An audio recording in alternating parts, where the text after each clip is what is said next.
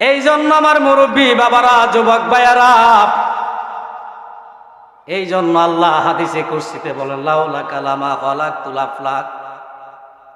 আমার আল্লাহ ডাক দিয়া কয়, জগতের মানুষ যদি আমার বন্ধু নবী মুস্তাফারে আমি আল্লাহ না বানাইতাম, আমি আল্লাহ আসমান বানাইতাম না, জমিন বানাইতাম না, চন্দ্র সূর্য লৌহ কলম 18,000 মাখলুকাত, আমি আল্লাহ গাউসে পাক এবং যত দুনিয়ার ওলি আল্লাহ আছে, যদি আল্লাহ নবীরে না বানাইতো তাহলে গাউসে পাকও হইতো না, কোনো পীর মুর্শিদ হইতো না। শুধু একমাত্র হইছে কার কারণে? যেরকম কার কারণে? নবীর কারণে আমার আল্লাহ তামাম পৃথিবীটারে এত সুন্দর করে সাজাইছে রে বাবা।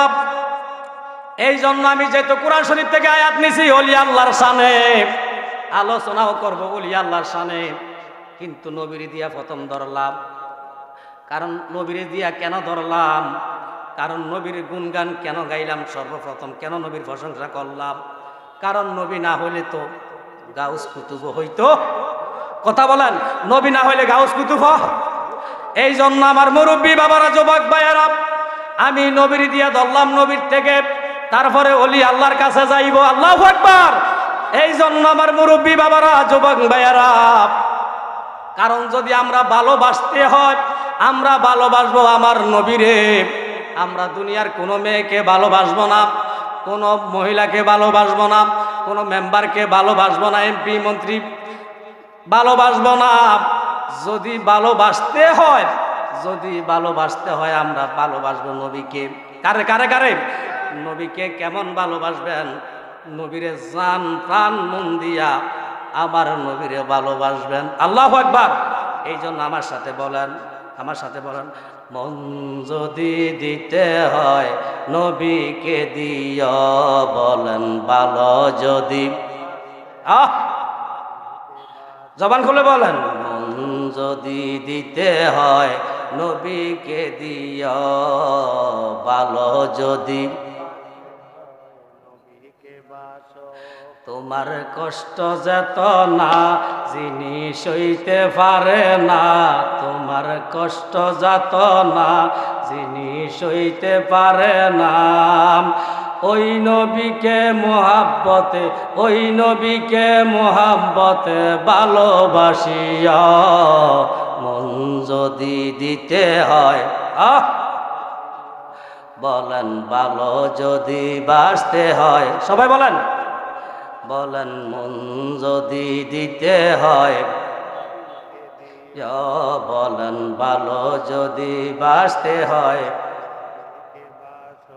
সারা জীবন কাঁদলেন নবী এই যে দুনিয়ায়, এখনো কাঁদেন তিনি সোনার মদিনা। আল্লাহ আল্লাহ বলেন, আমার কামলিওয়ালা দয়াল নবীজি মদিনা শরীফ শুয়া শুয়া ইয়া রাব্বি ইয়া হাবলি উম্মতি বইলা বইলা কান্দে। আল্লাহু আকবার। আমার নবীজি রওজা পাকে শুয়া শুয়া ইয়া রাব্বি ইয়া হাবলি উম্মতি বইলা বইলা কান্দে। এই জন্য সবাই বলেন, সারা জীবন কাঁদলেন নবী এই যে দুনিয়ায়, এখনো কাঁদেন তিনি সোনার মদিনায়। আরে জানার চাইতে নবীজিকে, আরে জানার চাইতে নবীজিকে ভালোবাসিয়া মন যদি দিতে হয়, বলেন ভালো যদি বাসতে হয়, বলেন মন যদি দিতে হয়, বলেন ভালো যদি বাসতে হয়। হাসরের ময়দানে নবী তাকিবেন সেজদায়, আমার আশিক উম্মত যেন জান্নাত পেয়ে যায়। আল্লাহু আকবার কইতেন না? হাসরের ময়দানে নবী তাকিবেন সেজদায়, আমার আশিক উম্মত যেন জান্নাতে পেয়ে যায়। ওই নবীজির দিদার চেয়ে, ওই নবীজির দিদার চেয়ে দরুদ পড়িয়া মন যদি দিতে হয়, ভালো লাগে। ও ভালো যদি বাসতে হয়, বলেন মন যদি দিতে হয় তোমার কষ্ট যাত না যিনি সইতে পারে না, তোমার কষ্ট যাত না যিনি সইতে পারে না।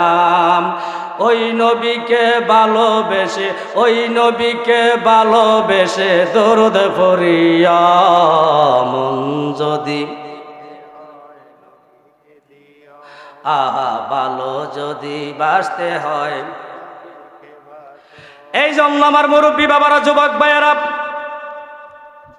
যেহেতু আমি আয়াত নিলাম ওলি আল্লাহর সামনে, আমার আল্লাহ কোরআন শরীফের মধ্যে কি বলেন জানেননি? আমার আল্লাহ কোরআন শরীফের মধ্যে বলেন, আলা ইন্না আউলি আল্লাহি লা খাউফুন আলাইহিম ওয়ালা হুম ইয়াহজানুন।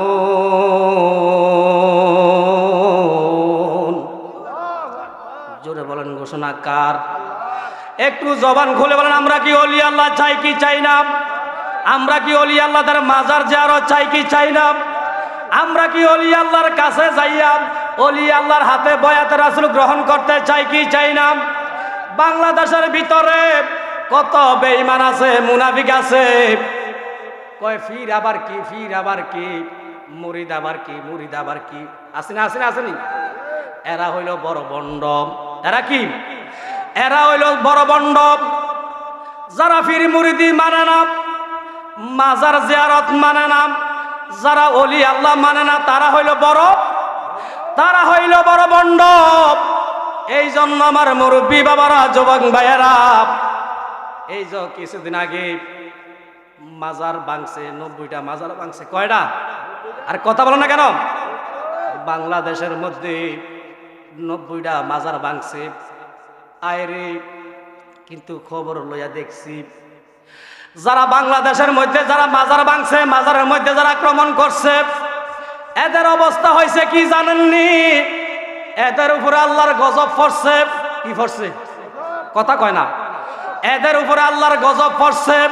ও হুজুর, যারা মাজারের মধ্যে যারা আক্রমণ করছে, মাজার ভাঙছে, আল্লাহর গজব তাদের উপরে কেমনে পড়ছে একটু শুনে যান রে বাবা।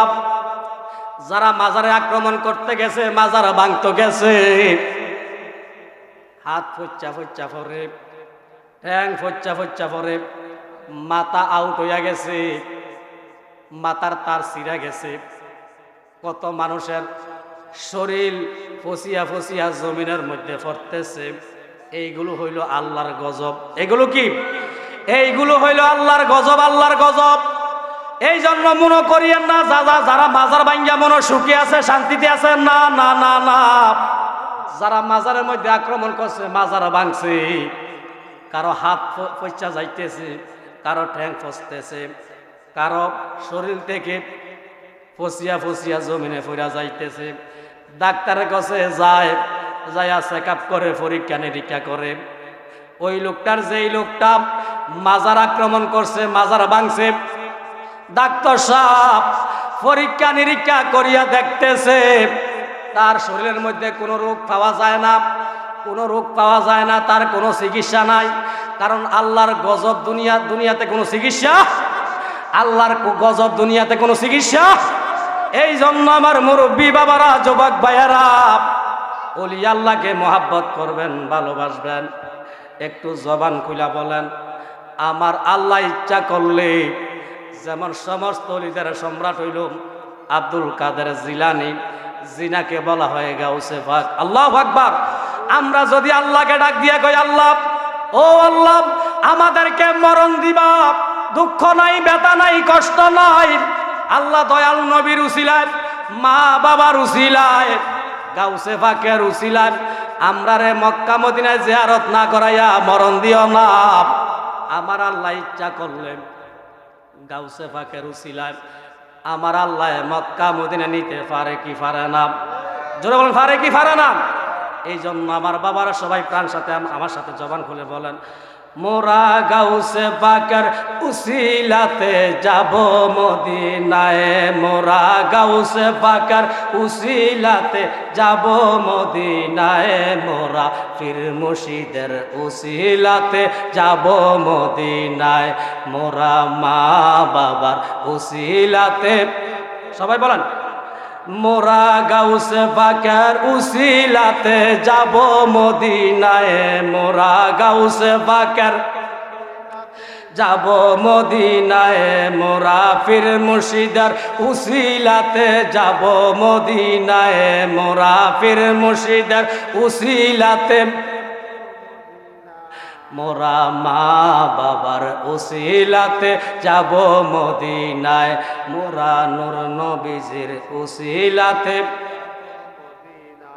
গাউসে পাক হয়েছেন যিনি মা ফাতেমার নয়ন মনি, বলেন গাউসে পাক হয়েছেন যিনি মা ফাতেমার নয়ন মনি, মা ফাতেমার নয়ন মনি বাগদাদে ঘুমায়ে, বলেন মা ফাতেমার নয়ন মনি বাগদাদে ঘুমায়ে, মোরা গাউসে পাকের উসিলাতে যাব মদিনায়, মোরা গাউসে পাকের উসিলাতে, মোরা পীর মুর্শিদের উসিলাতে যাব মদিনায়, মোরা পীর মুর্শিদের উসিলাতে যাব মদিনায়, মোরা গাউসে পাকের উসিলাতে, মোরা নূর নবীজির উসিলাতে, মোরা মা বাবার উসিলাতে, মোরা পীর মুর্শিদের উসিলাতে, মোরা পীর মুর্শিদের উসিলাতে যাব মদিনায়, মোরা পীর মুর্শিদের উসিলাতে, অলিদের শিরোমণি কুতুবের রাব্বানি, অলিদের শিরোমণি মাহবুবে সুবানি, কুতুবে রাব্বানি যাকে বানাইছে আল্লাহ, মোরা গাউসে পাকের উসিলাতে, মোরা পীর মুর্শিদের উসিলাতে। এই জন্য আমার মুরব্বী বাবারা, যুবক ভাইয়েরা, আমি কোরআন শরীফ থেকে ওলি আল্লাহর শানে আয়াত নিলাম।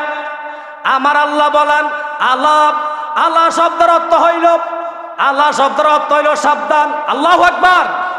আল্লাহ শব্দের অর্থ হইল সাবধান। আল্লাহ নামাজের বেলায় সাবধান ব্যবহার করে নাই, আমার আল্লাহ রোজার বেলা সাবধান ব্যবহার করে নাই, হজের বেলা আমার আল্লাহ সাবধান ব্যবহার করে নাই। আমার আল্লাহ বলেন, আল্লাহ ইন্না, ইন্না অর্থ নিশ্চয়, আল্লাহ ইন্না, আল্লাহ ইন্না আউলি আল্লাহি, যারা নাকি আল্লাহর ওলি হবে, যারা আল্লাহর বন্ধু হবে, আমার আল্লাহ বলেন লা খাউফুন আলাইহিম ওয়ালা হুম ইয়াহজানুন। আমার আল্লাহ ডাক দিয়া কয়, জগতের মানুষে আমি আল্লাহ কোরআনে জানাইয়া দিলাম, ঘোষণা করিয়া দিলাম, যারা নাকি আমার আল্লাহর বন্ধু হবে, ওলি আল্লাহ হবে, তারা দুনিয়া তো কোনো চিন্তা করে না, কবরে হাসরে পুসরাতে তাদের কোনো ভয় থাকবে না। আল্লাহু আকবার। এই জন্য আমরা ওলি আল্লাহকে মহাব্বত করি, ভালোবাসি, ওলি আল্লাহদের মাজার জিয়ারত করি, ওলি আল্লাহর কাছে যাইয়া বয়াতে রাসূল গ্রহণ করি। আল্লাহু আকবার বলেন। এই জন্য আমার মুরব্বী বাবারা, যুবক ভাইয়ারা, সমস্ত অলিদের সম্রাট হলো আব্দুল কাদের জিলানী, জিনাকে বলা হয় গাউসে পাক। মারহাবা। আমি যে আলোচনাটা করব, এই আলোচনা অনেক আলেম ওলামারা করছে রে বাবা। তবে এই আলোচনাটা হয়তো অনেকে মনে করবেন হুজুরে কই থেকে পাইছে। হাফেজ আব্দুল জলিল সাহেব, যিনি চট্টগ্রাম জামিয়া আহমদিয়া মাদ্রাসার অধ্যক্ষ, বাড়ি মনে হয় মতলব, উনি দুনিয়াতে নাই। উনার কিতাবের মধ্যে আমি এই ঘটনাটা পাইলাম। আমার বাবারা, আব্দুল কাদের জিলানী যখন মায়ের গর্ভে গেছে, তখন থেকে গাউসে পাকের কেরামতি আরম্ভ হইয়া গেছে। আল্লাহু আকবার। ও আমার মুরব্বী বাবারা, যুবক ভাইয়েরা, একটু গভীর মনোযোগ অন্তরে কান লাগান। আমার বাবারা, আজ থেকে 20 বছর 30 বছর আগে প্রত্যেকটা মুসলমানের এক একটা কাছারি ঘর ছিল। কি ঘর? আসিল নি? কাছারি ঘর ছিল। ওই কাছারি ঘরের মধ্যে মুন্সি মৌলবী জাগা দিত, খানা দিত, মেহমান আসলে ওই কাছারি ঘরে রাখতো। কথা কয় না? এই জন্য আমার মুরব্বী বাবারা, যুবক ভাইয়েরা, আব্দুল কাদের জিলানীর বাবার নাম হইল আবু সালে মুসা জঙ্গি, মার নাম হইল উম্মে খায়ের মা ফাতেমা। ওই গাউসে বাগের মা আব্দুল কাদের জিলানীর মা বড় সুন্দর মহিলা। বাংলাদেশের ভিতরে যত সুন্দর সুন্দর মহিলা আছে, এদের দিকে নজর বেশি, খেয়াল বেশি। রাস্তা দিয়া কালা মায়ারা যদি চলাফেরা করে, এই কালা মায়ার দিকে কেউ তাকায় না। দেখবেন একটা সুন্দর একটা মাইয়া যদি মুখের মধ্যে মেকআপ কইরা, একটা বোরকা যদি টাইট কইরা লাগাইয়া রাস্তা দিয়া চলাফেরা করে, প্রত্যেকটা পুরুষ একটা নজর হইল ওই সুন্দর মহিলার দিকে তাকায় কি তাকায় না?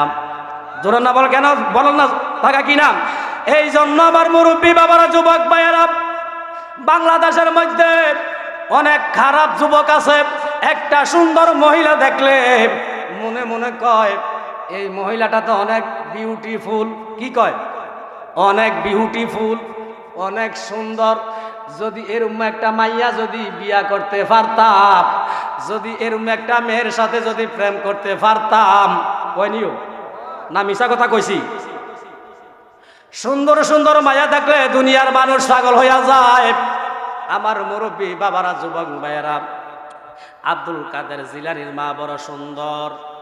এই জন্য আমার বাবারা, যারা নাকি ভিক্ষা কইরা খায়, তাদের পেশা হইল এইটাই।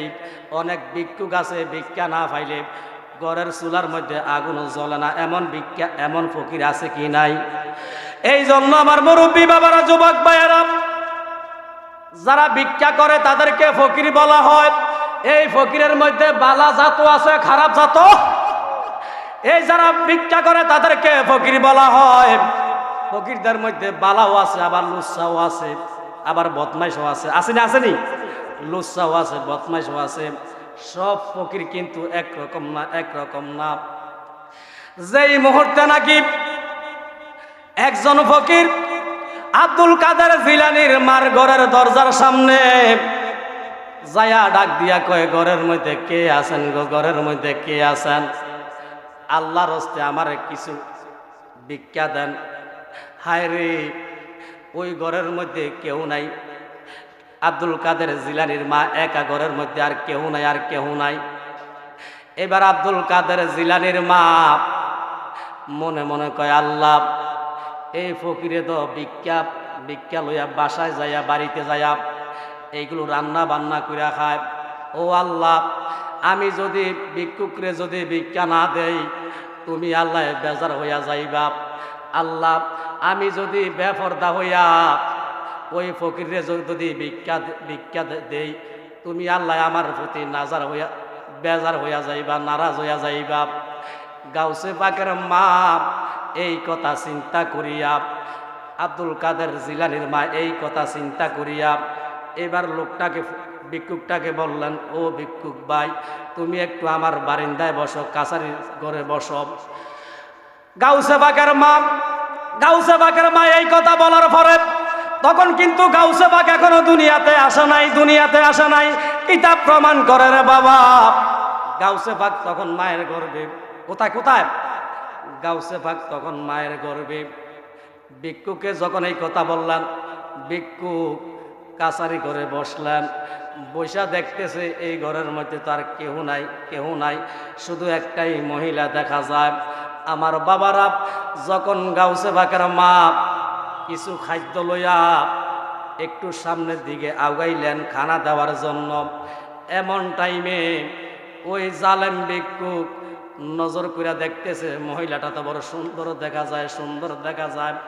ভিক্ষা না লইয়া, খানা না লইয়া ওই ফকির, বদমাশ ফকির সামনের দিকে আগাইতে আছে। গাউসে পাকের মার সতীত্ব কিভাবে নষ্ট করা যায়। নাউজুবিল্লাহ বলেন।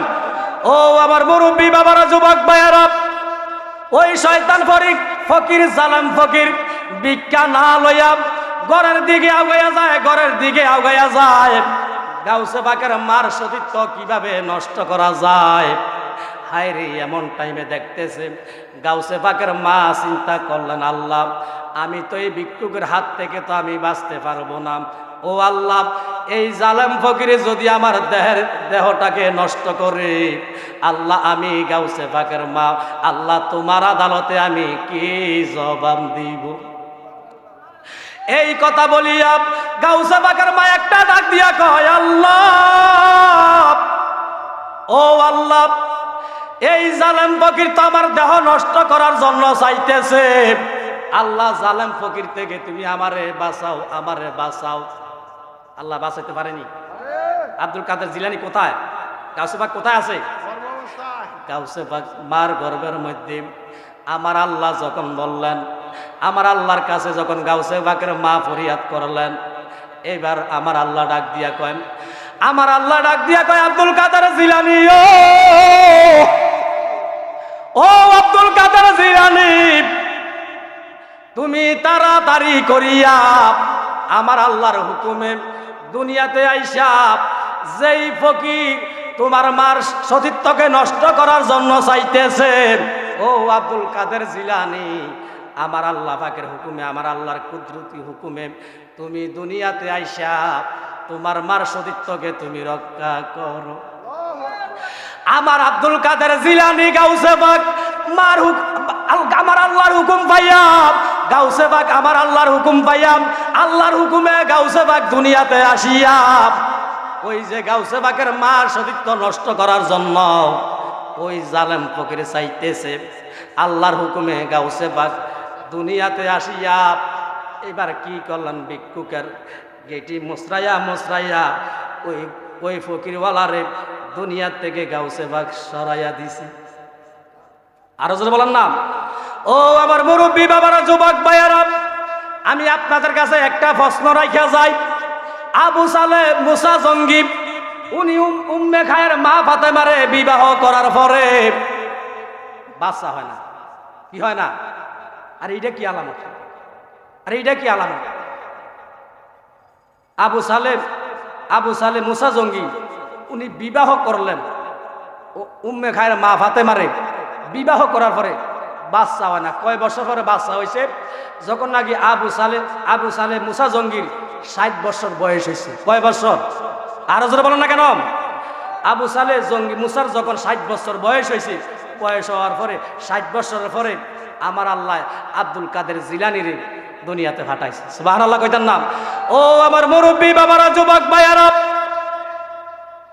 আমার আল্লাহর হুকুম পাইয়া আব্দুল কাদের জিলানী মার গর্ভের থেকে দুনিয়াতে আসিয়া ওই জালেম ফকিরের গার ভাঙছে, দুনিয়া থেকে বিদায় করিয়া দিছে। আমরা তো জানি একটা সন্তান মার গর্ভের থেকে দুনিয়াতে একটা সন্তান আসে 10 মাসে, 10 মাস 2 দিন 4 দিন বা 10 দিন। কথা বল না কেন? ও আমার মুরব্বী বাবারা, যুবক ভাইয়ারা, আব্দুল কাদের জিলানী 10 মাস হওয়ার পরে মাহে রমজানের প্রথম দিন ওই আব্দুল কাদের জিলানী দুনিয়াতে আগমন করছে। যখন নাকি 10 মাস হওয়ার পরে মাহে রমজানের প্রথম দিন যখন আব্দুল কাদের জিলানী দুনিয়ার জমিনে আগমন করছে, আগমন করার পরে আমার বাবারা গাউসে পাকের একটু যখন বয়স হইলেন, বয়স হওয়ার পরে উম্মে খায়ের মা ফাতেমা ডাক দিয়া কয়, আব্দুল কাদের জিলানী, তুমি যখন আমার মায়ের গর্ভে ছিলাম, আমি আরাম আয়েশ করতে পারি নাই, খানা খাইতে পারি নাই, ঠিক মতন ঘুমাইতে পারি নাই। ও আব্দুল কাদের জিলানী, তুমি যখন আমার গর্ভে ছিলা আমি খুব কষ্ট পাইছি রে বাবা। উম্মে খায়ের মা ফাতেমা এই কথা বলার পরে আব্দুল কাদের জিলানী ডাক দিয়া কয়, মা গো, ও মা, আমি আব্দুল কাদের জিলানী যখন নাকি তোমার গর্ভে ছিলাম তুমি আমার লইয়া কষ্ট পাইছ, ঠিক মতন ঘুমাইতে পারো না, আরাম আয়েশ করতে পারো না, খানা খাইতে পারো না। ও মা, আমি স্বীকার করি, 100 বার স্বীকার করি, এই কথা বলার পরে আব্দুল কাদের জিলানী ডাক দিয়া কয়, মাগো আমি আব্দুল কাদের জিলানী যখন তোমার গর্ভে ছিলাম, এই গর্ভে থাকা অবস্থায় গো মা, আমি তো তোমার কম উপকার করি না। কি গো আমি মাগো কম উপকার? এই কথা বলার পরে উম্মে খায়ের মা ফাতেমা ডাক দিয়া কয়, বাবা তুমি কথাটা কইলা কি? আমি তো জীবনে এই কথা শুনি নাই, সন্তান গর্ভে তাকিয়া মার উপকার করতে পারে, এই কথা তো জীবনে শুনি নাই। উম্মে খায়ের মা ফাতেমা ডাক দিয়া কয়, আব্দুল কাদের, ও আব্দুল কাদের, তুমি যখন আমার গর্ভে ছিলা, গর্ভে থাকিয়া তুমি আমার কি উপকার করছ, আমি তোমার মা একটু জানতে চাই। উম্মে খায়ের মা ফাতেমা এই কথা বলার পরে আব্দুল কাদের জিলানী ডাক দিয়া কয়, মাগো আমি আব্দুল কাদের জিলানী যখন নাকি তোমার 10 মাস তোমার গর্ভে ছিলাম, ওই টাইমে তুমি ঘরের মধ্যে একা ছিলা। মাগো একটা ভিক্ষুক আসিয়া তোমার কাছে ভিক্ষা চাইছে, ওই জালেম ফকির ভিক্ষা না লইয়া তোমার সতীত্ব নষ্ট করার জন্য চাইছিল নি। আব্দুল কাদের জিলানী এই কথা বলার পরে উম্মে খায়ের মা ফাতেমা ডাক দিয়া কয়, বাবা কথা তো সত্য, তবে তুমি কিভাবে জানো? আব্দুল কাদের জিলানী ডাক দিয়া কয়, মাগো মা, ও মা, আমি জানতাম চাই গো মা, যেদিন নাকি ওই জালেম ফকির তোমার সতীত্বকে নষ্ট করার জন্য চাইছিল, ওই টাইমে বনের একটা বাঘ আসিয়া ওই ফকিরের গার ভাঙছে, ফকিরে মারছে বনের বাঘ। ও মা তুমি দেখছ এইটা বনের বাঘ। আব্দুল কাদের জিলানী ডাক দিয়া কয়, মাগো মা, এইটা তো বনের বাঘ না, এইটা হইলাম আমি আব্দুল কাদের জিলানী। অলিদের অলি যিনি গাউসে লাজমে জিলানী, অলি যিনি গাউসে লাজমে জিলানী, বাগদাদে জন্ম কুতুবে রব্বানি। বলেন বাগদাদে জন্ম কুতুবে। খারাপ লাগেনি? একটু জবানটা খুলে বলেন না। অলিদের অলি যিনি গাউসে লাজমে জিলানী, অলিদের গাউসে লাজমে জিলানী, বাগদাদে জন্ম কুতুবে রব্বানি। বলেন বাগদাদে লাগবে না। অলিদের অলি যিনি গাউসে লাজমে জিলানী, অলিদের অলি যিনি গাউসে লাজমে জিলানী, বাগদাদে জন্ম কুতুবে রব্বানি। বলেন বাগদাদে জন্ম কুতুবে বংশ তোমার হাসান হুসাইনি, তুমি হইলা মা ফাতেমার নয়নের মনি। বলেন বংশ তোমার হাসান হুসাইনি, তুমি হইলা মা ফাতেমার নয়নের মনি। একবার দিদার দাও গো গাউস, ও গো গাউসে সামদানি। একবার দিদার দাও গো গাউস, ও গো গাউসে সামদানি। বাগদাদে জন্ম কুতুবে রব্বানি। বলেন বাগদাদে জন্ম কুতুবে। অলিদের অলি যিনি গাউসে লাজমে জিলানী, অলিদের অলি যিনি গাউসে লাজম, বাগদাদে জন্ম কুতুবে রব্বানি। বলেন বাগদাদে জন্ম কুতুবে। এই তরিকায় ভক্তি গহলে আহলে বায়াতে হবে সেজন্য নবীজি বলে। বলেন এই তরিকায় ভক্তি গহলে আহলে বায়াতে হবে সেজন নবীজি বলে প্রমাণ আছে গীতা বেদে ভাই বোনেরা শুনছনি প্রমাণ আছে গীতা বেদে ভাই বোনেরা শুনছনি বাগদাদে জন্ম কুতুবে রব্বানি বলেন বাগদাদে জন্ম কুতুবে অলিদার অলি যিনি গাউসুল আজম জিলানি অলিদার অলি যিনি গাউসুল আজম জিলানি বাগদাদে জন্ম কুতুবে রব্বানি বলেন বাগদাদে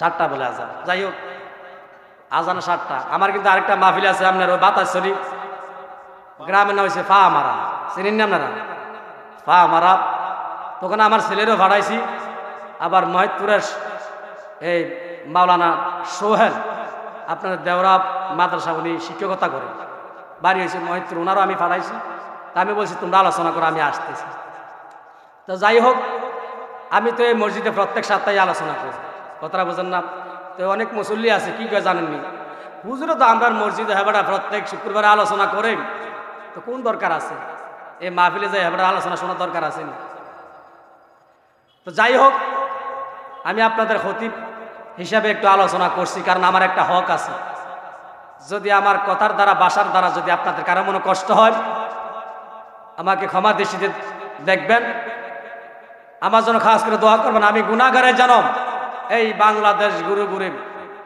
ইসলামের এবং সুন্নিয়তের খেজমত করতে পারি আল্লাহ পাক আল্লাহ রাব্বুল আলামিন যেন আমার গুনাহগারের জন্য আল্লাহ গায়েব ইলম দান করে বলেন আমিন আমার জন্য সবাই দোয়া করবেন এই আলোচনা আমি সমাপ্ত করে আমি আপনাদের কাছ থেকে আমি বিদায় নিলাম ওয়া আখিরি দাওয়ানা আসসালামু আলাইকুম ওয়া রাহমাতুল্লাহি তাআলা ওয়া বারাকাতুহু।